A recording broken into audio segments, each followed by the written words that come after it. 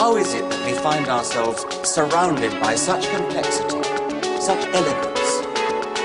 The genes of you and me, the genes of you and me, they're all made of DNA. We're all made of the same chemical DNA. We're all made of DNA.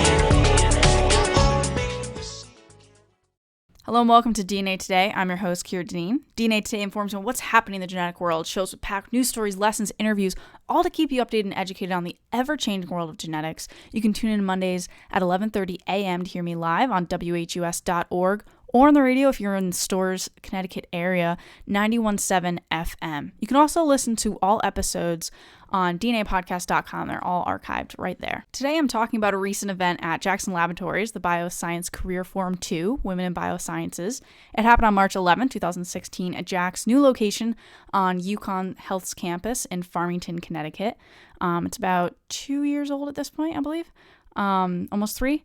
And this event was in response to JAX Laboratories' Bioscience Career Forum back in December 2015, not too long ago. And this had an overwhelming response, and participant feedback from that was to have more focus on women in biosciences. Thus, this event was born, Women in Biosciences. So it was really a follow-up of the original forum on just biosciences, really focusing on women in biosciences and having that angle and perspective. So students from various educational levels and bioscience-related fields attended JAX. Dr. Albert Cheng presented on the gene editing technology CRISPR, and along with learning more about applying to jobs, finding internships, networking, and interviewing skills, students heard from Ellen Matloff, who spoke about society's impact on girls and women pursuing careers in the biosciences. And Ellen Matloff is also my boss at My Gene Counsel. She's a fantastic boss, mentor, and role model, and I'm really excited to share with you what she talked about in her keynote address, because I think these are very relevant to today and what a lot of people are experiencing, and just things to be aware of and how we can change things from a lot of different perspectives: students' perspective, administrators, professors, bosses. So she really covers a lot of information, and her talk wasn't that long too, so it was very poignant. So Ellen kicked off the discussion of women in biosciences by paralleling her story as a woman in bioscience with how society influences girls and women who pursue academics and the careers. And this was followed by a panel discussion about skills needed to land a job and an overview of women in biosciences. So it was a panel of women from JAX Laboratories and UCONN Heath. And so Ellen's story started in second grade. She went all the way back to second grade. So she told the story of coming home from school and explaining to her mother that, quote, "A kid in my class told me only dads have real jobs and that moms stayed at home and cleaned the house and take care of the kids." And my mom looked at me and said, "Honey, I heard that a few times before." So Ellen's mother is an obstetrician and her father's a surgeon. Her grandmother was an attorney at a time when most women didn't even go to college. So her aunts and uncles are physicians, accountants, engineers, and bankers. And with all these successful role models, it never occurred to her that women wouldn't have real jobs or go into the math and sciences.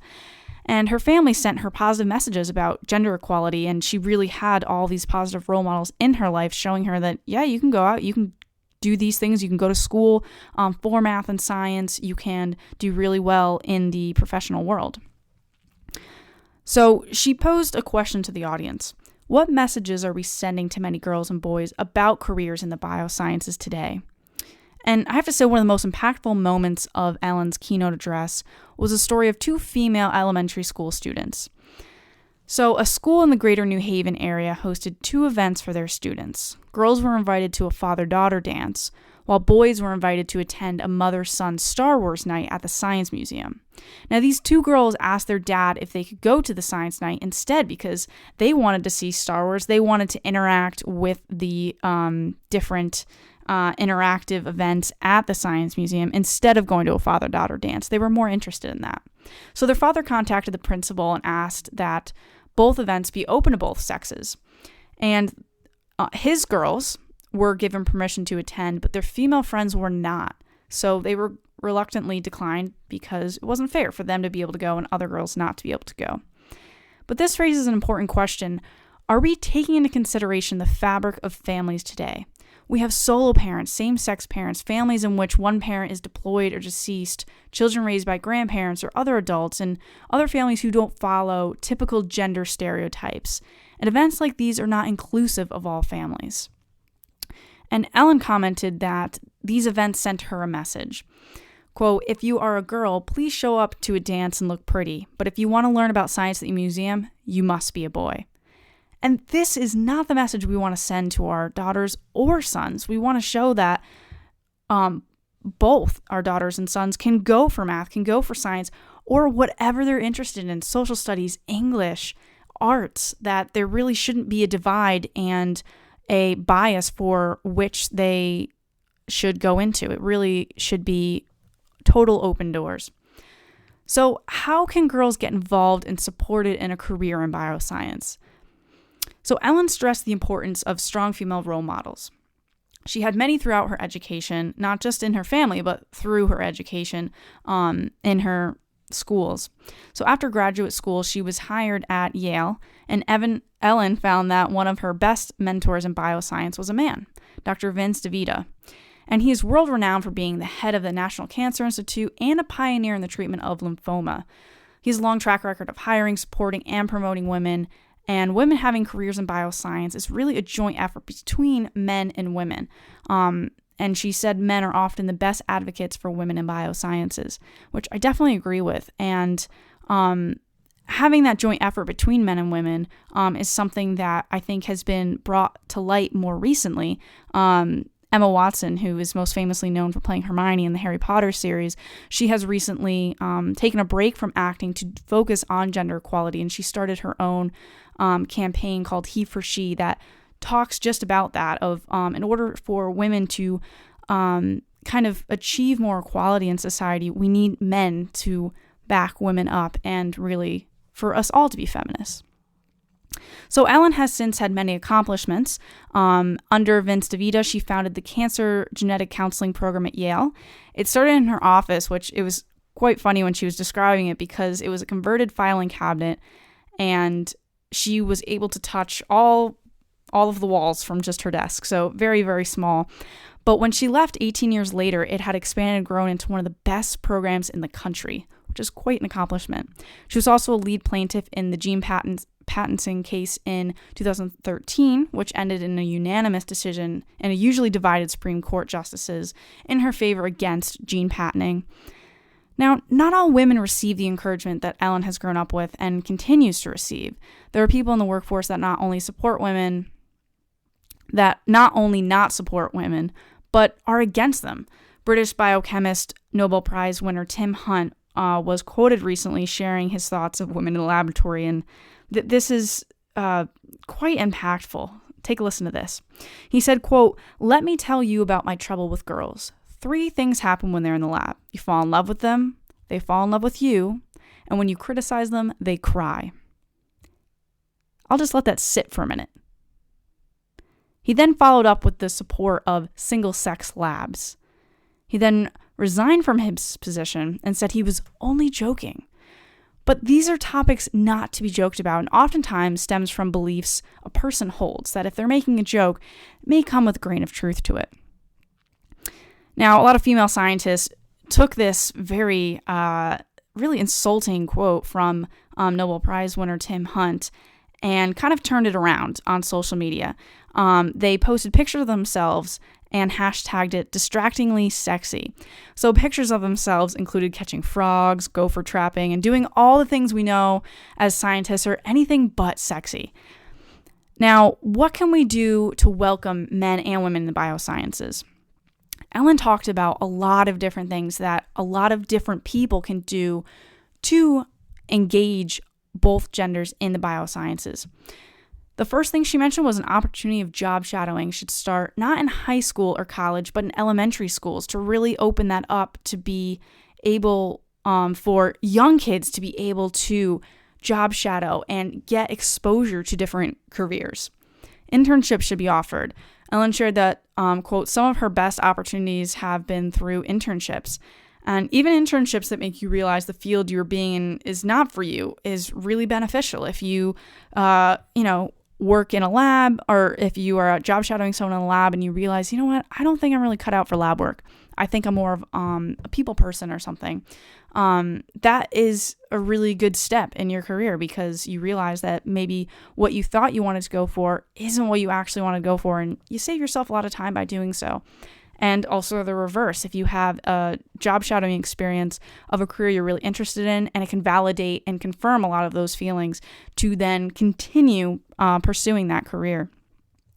And in order for all these shadowing and internships to become available, we need to encourage mentoring and teaching opportunities. And we can offer compensatory time and promotional credits in order to achieve that, and really kind of reward the people that are taking their time to teach younger children. So it's important to limit gender bias messaging, including gender bias social activities with colleagues. So an example is like a golf game for male employees. It's just not acceptable unless everybody in the office or lab or wherever your work environment is invited. And many times the people who go to these social activities are the ones that get promoted. And that's just not acceptable. You can't have only some people allowed to go to these events, and they're the ones that end up kind of moving up in the ranks of a company. Another major point she made was to not participate in gender jokes and speak up when they are made.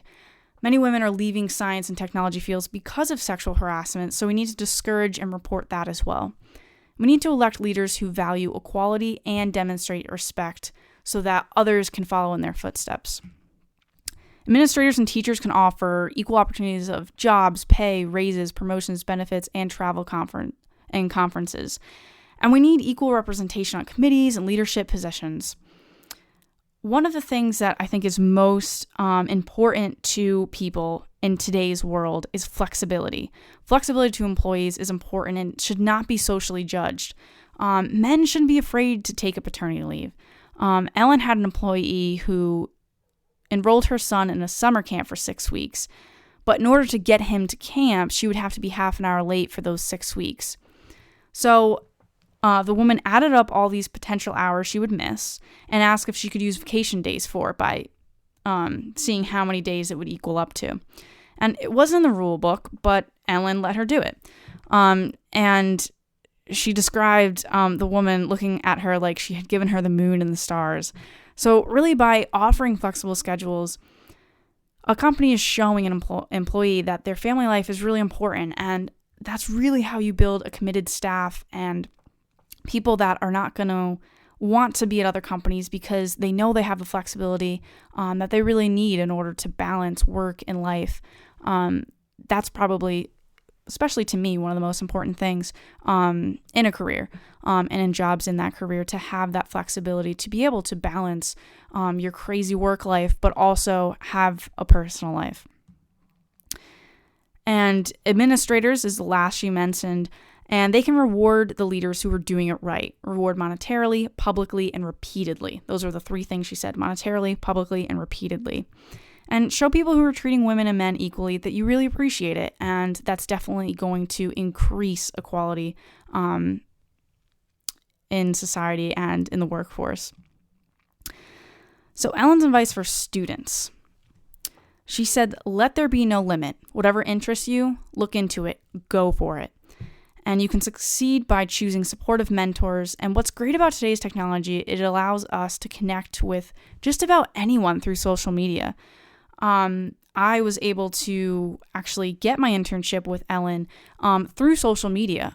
We met through a colleague of hers that came on my show, and she brought Ellen onto this show, for those of you that may remember. And that started out my internship. That's how we met and connected, through social media. So don't limit yourself by fear and apply for the opportunities that are out of reach. Don't be intimidated and feel like there's someone that's too famous or too successful to approach, because there are so many ways now that we can reach out to people that you don't need to be geographically close to them. You can reach out to someone. If you're in Connecticut, you can reach out to someone in California that you read their paper and it was really impactful to you, or you want to learn more about it, or anything along those lines. All it takes is an email. And if you find someone on Twitter, for instance, I've connected with a lot of people on Twitter, to go out there and reach for that too, because, you know, all it takes is a couple messages back and forth, and you may develop a really strong connection that you can continue on. And Ellen actually found success through this. When she was young, she read an article in JAMA about personalized medicine and hormone replacement therapy, and it went hand in hand with a hypothesis she had. So, not letting fear limit her, she contacted the lead author and shared this idea that she had, and the author came back and said, yeah, we should write a grant together, which surprised Ellen, and was really, really awesome that she was just able to reach out to her, and they started writing a grant. She ended up being the PI, and it's really what Ellen attributes to launching her career. So definitely don't be limited by fear, and especially rejection. It was interesting how Ellen was talking about how many times she's been rejected.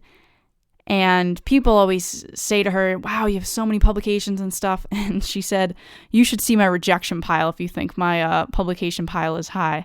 So I thought that was really cool, because I think a lot of times in our society, and especially, kids in high school and college, rejection is seen as such a really negative thing. And you really should look at it like, okay, it's an opportunity to look at maybe, what I did wrong, if you did anything wrong, or say, wow, all right, well, I reached for that, didn't end up getting it, but it could have turned out to be something, so I'm still glad I did it. Ellen really stresses supporting other scientists, especially on social media. She's really big on social media. And one of the questions that she gets a lot is, can I have a career in personal life, having a scientific career? And she said yes, although you may not always have everything at the same time. And this is something that was talked about in the panel afterwards. A panel was made of women from Jackson Laboratories and UCONN Health. And they talked about this too, this question of, can I have a career in personal life? And it was really interesting to hear the perspectives of women. And the consensus was that at certain times in your career, you may be really focused on your job, and that's really the only thing you can do. But that time will kind of let up where you can then really have family be number one. So it's kind of an interesting perspective on that, at one time, you're not going to be able to, have all areas of your life have the same prioritized on your list. But it kind of ebbs and flows. And I think that was a good thing to hear from people that already have very established careers talking to students, because it's something to be aware of. And Ellen really stressed that we should choose our careers carefully and consider questions such as, will your career involve a lot of travel? Will it require call nights and weekends? Is this compatible with the life you see for yourself? Also, to choose your boss carefully, to explore your boss's track record. Does your boss support women? Are there other women in leadership positions? To be very mindful of what the work environment looks like when you go for that interview. To say, all right, so there seems to be, 90% males here, or they're really the only ones that are in high positions are males, or the opposite of that, to really just kind of get a good census of what that work environment is going to be like. And the next point is one that Sheryl Sandberg has really spoken out about, which Ellen also mentioned during her talk, is to choose your spouse carefully.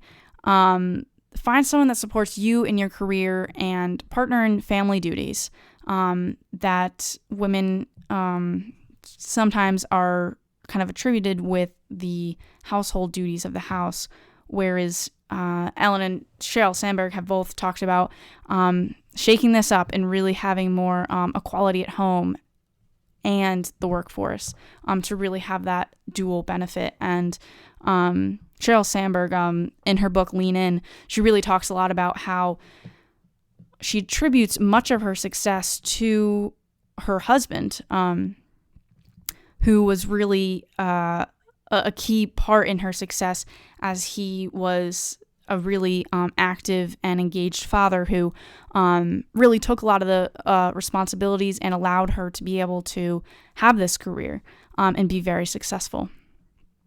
So Ellen Matloff left Yale 2 years ago to start My Gene Counsel, and she's now the founder and president of My Gene Counsel, and she shared her own quote to express her career choices and kind of recent changes in her career, being the founder of this new company and stepping out of being at Yale for 18 years.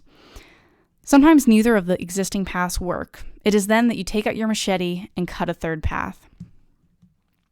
So with that, she really left students in the audience feeling impressed by her courage to speak out about these issues, inspired to support these ideas, and really excited to jump into their careers without fear limiting their potential.